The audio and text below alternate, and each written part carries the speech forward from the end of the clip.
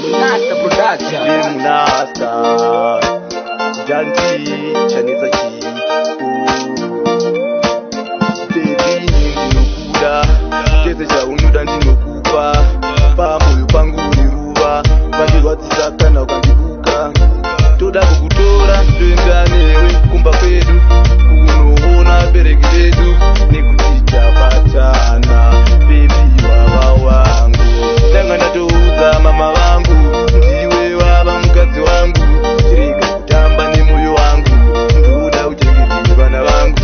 ndanga ndatoudza mama vangu ndiwe wava mukadzi wangu tirega kutamba nemoyo wangu ndoda uchengetedze vana vangu ndinovimba uve wandisiya zvandinoda unozviziva rangarira jeiriya tiri pakamutigaya paunouya mukadzi wangu ndoda ukundipata handiti ukundichemedza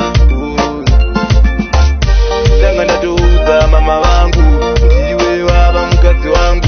tirega kutamba nemoyo wangu ndoda uchengetedze vana vangu ndanga ndatoudza mama vangu ndiwe wava mukadzi wangu tirega kutamba nemoyo wangu ndoda uchengetedze bebi ndinokuda chese chaunoda ndinokupa pamoyo pangu niruva vandirwadzisa kana ukandibuka toda kukutora toenda newe kumba kwedu kunoona bereki redu nekuti tabatana bebi wava wangu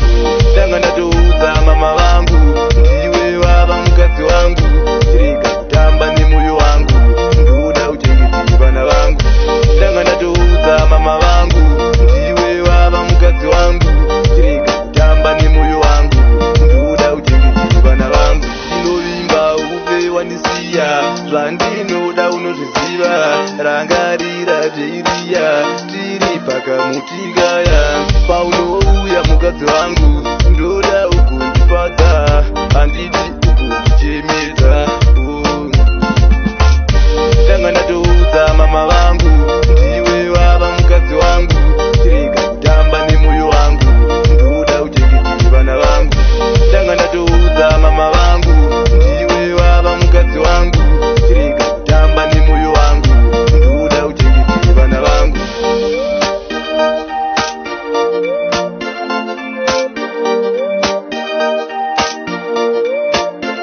Munasta Production.